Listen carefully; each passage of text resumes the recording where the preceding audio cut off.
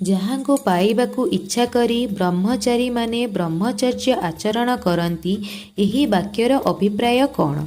ଯାହାଙ୍କ ସମ୍ବନ୍ଧରେ ବେଦଜ୍ଞମାନେ ଉପଦେଶ ଦିଅନ୍ତି ଏବଂ ବିତରାଗ ଯତିମାନେ ଯାହାଙ୍କ ଠାରେ ଅଭେଦ ଭାବରେ ପ୍ରବେଶ କରନ୍ତି। ଯତ୍ ପଦଟି ହେଉଛି ସେହି ବ୍ରହ୍ମଙ୍କର ବାଚକ। ଏଥିରୁ ବୁଝିବା ଉଚିତ ଯେ ସେହି ବ୍ରହ୍ମଙ୍କୁ ପାଇବା ପାଇଁ ବ୍ରହ୍ମଚାରୀମାନେ ବ୍ରହ୍ମଚର୍ଯ୍ୟ ବ୍ରତ ପାଳନ କରନ୍ତି।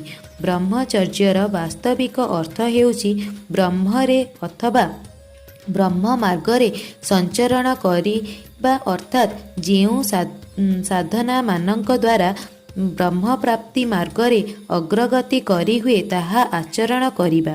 ବ୍ରହ୍ମଚର୍ଯ୍ୟ ଆଶ୍ରମରେ ଆଶ୍ରମ ଧର୍ମ ରୂପରେ ଯାହା ଅବଶ୍ୟ ପାଳନୀୟ ଏବଂ ସାଧାରଣତଃ ଅବସ୍ଥା ଭେଦରେ ସବୁ ସାଧକ ଯାହା ଯଥାଶକ୍ତି ଅବଶ୍ୟ ପାଳନ କରିବା ଉଚିତ, ସେହି ସାଧନାକୁ ହିଁ ବ୍ରହ୍ମଚାରୀର ବ୍ରତ କୁହାଯାଏ।